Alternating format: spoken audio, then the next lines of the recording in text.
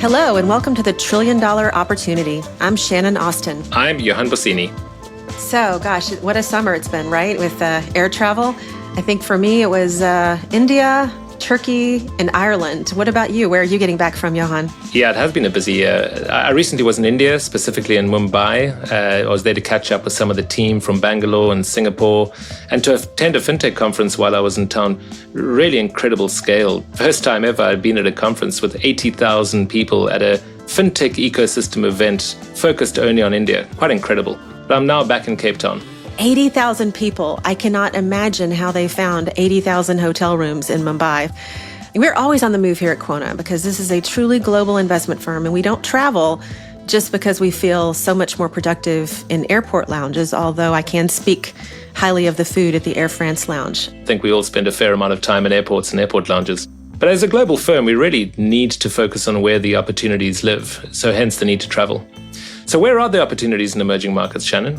Well, as you know, Quona focuses on Latin America, India and Southeast Asia, Africa, and the Middle East. But our listeners might be wondering why these regions and how do these opportunities even overlap?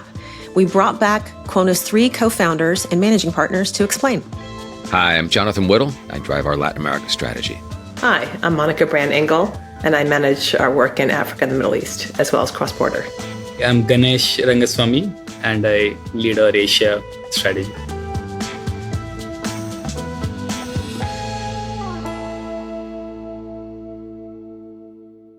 I focus and manage our work in Africa and MENA, and I got involved actually post-business school, where I moved to South Africa, compelled by what Mandela was doing post-apartheid and trying to draw lessons learned from other examples in the world to rebuild a nation. And that's very, to me, similar to what Quona is trying to do. So Africa is a continent of multiple countries, which really require collaboration to be successful. The Africa story is one of regional collaboration and really understanding how you can take the diversity that Africa represents and foster innovation and new ideas, like the way M-Pesa in Kenya really changed our vision for what mobile money could do for financial services. Jonathan. So I was born and raised in Central America and Spain. Spent all of my career focused on Latin America on both sides of the table. Started out with 3 companies in the telecommunications space that were US-based and venture-backed, and grew to fairly significant scale. Moved to Argentina, was there for 7 years. 2 of my kids were born there.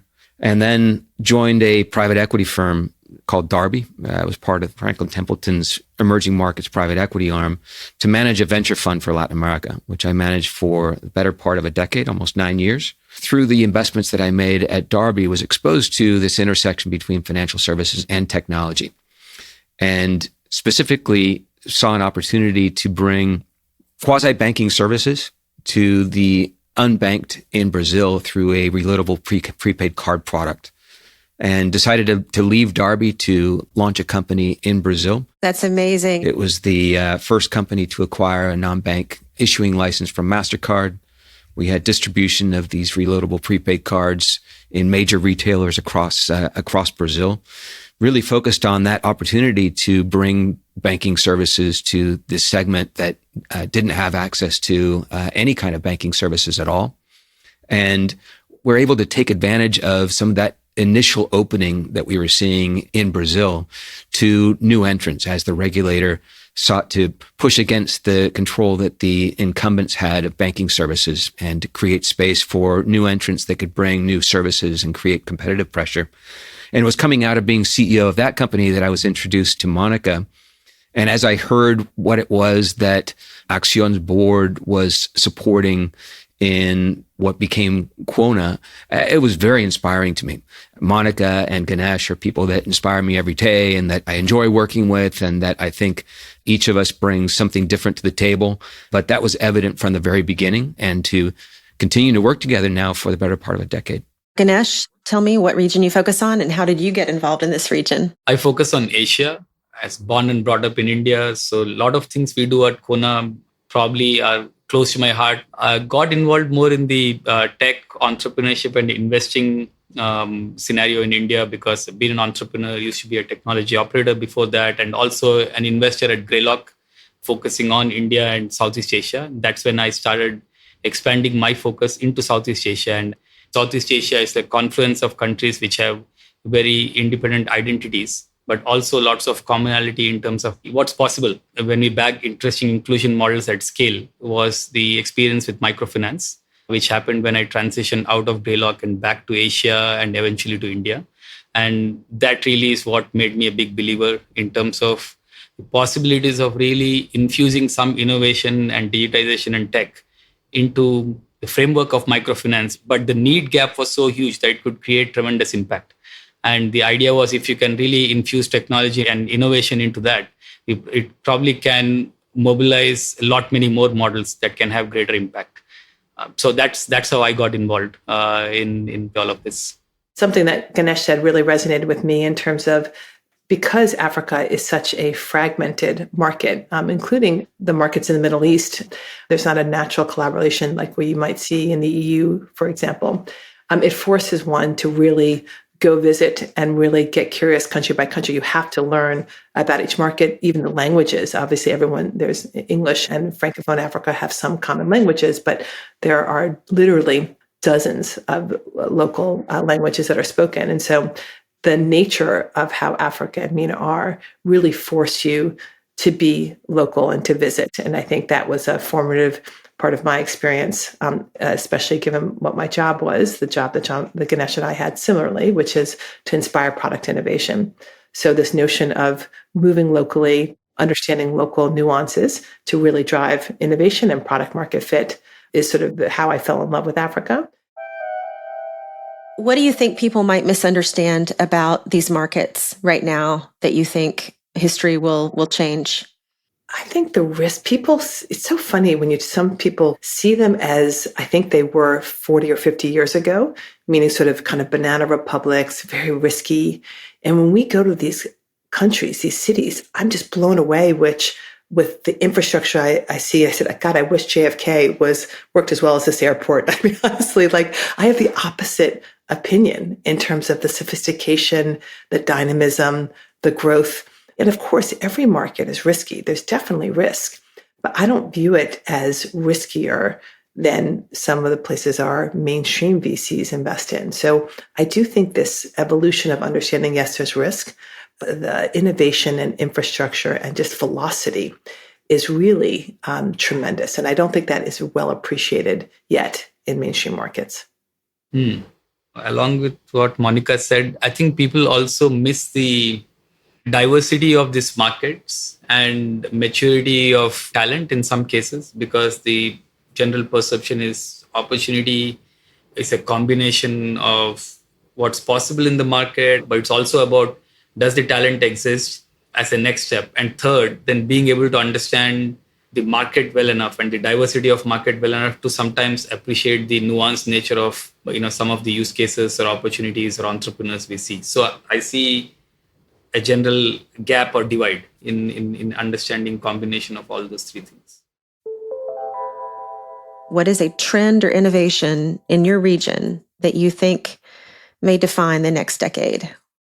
I think this understanding of the B2B pain point, small businesses, like many other regions, are a segment that are often overlooked by the traditional financial services sector.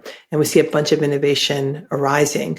We just made an investment in a company based out of the GCC, serving the region more broadly, that focuses on accounts receivable and managing the collections and cash management of small businesses. And this notion of understanding both the opportunity that small businesses represent, but on the demand side, small businesses getting comfortable with models like software as a service and paying a recurring fee. Small businesses are often very cash conscious and very conscious of their P&L, and sometimes there's reluctance to understand the value proposition of new models like that. But we see this broader adoption. We see some success stories, and I think that's really driving both innovation as well as adoption on the small business side. I love that you said that, Monica. I have a friend who refers to that as unsexy infrastructure with recurring revenue. Exactly. That's great.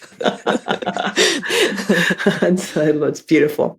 Yeah, I would say, yes, unsexy infrastructure for cross-border business, because the number of markets that I'm focused on are waking up significantly to cross-border, regional, sub-regional or global opportunities. As these opportunities start emerging, there is a need to help these businesses become a lot more efficient in a number of ways, both on top line, bottom line, how they manage themselves, engage with their customers, so on and so forth. Across the value chain, the financial services and infrastructure definitely plays a meaningful role. And I believe we'll probably see a number of opportunities potentially emerging out of that. In Latin America, we're seeing some very interesting developments on the regulatory front that is going to create massive opportunities, but opportunities that I think are unpredictable over the next decade. PIX is already having a massive impact on payments in Brazil and is creating a lot of opportunity. We're now seeing the implementation of open finance. Open finance is going to just bust open financial services in ways that I think are quite unimaginable. And we're seeing now other Latin American countries being inspired by what's happening in Brazil and creating a lot of opening in financial services that is going to create a lot of opportunity. We see also an increased level of activity in cross-border trade, cross-border commerce, cross-border payments. That I think is also going to be enabled by a lot of the regulatory opening that we're seeing in the region. So that's one element of what I think is going to drive opportunity. The other is the advent of AI and the impact on financial services. I think in markets where financial technology is a bit more developed, the impact of AI over the next decade is also going to be huge in combination with some of these, I think, very forward-leaning, innovative regulatory developments.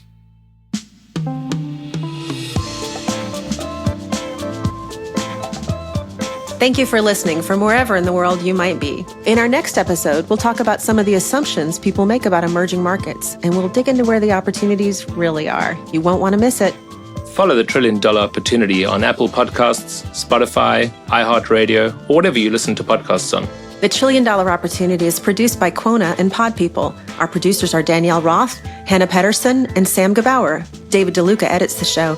Special thanks to Rachel King and Amy Machado. We'll see you next week.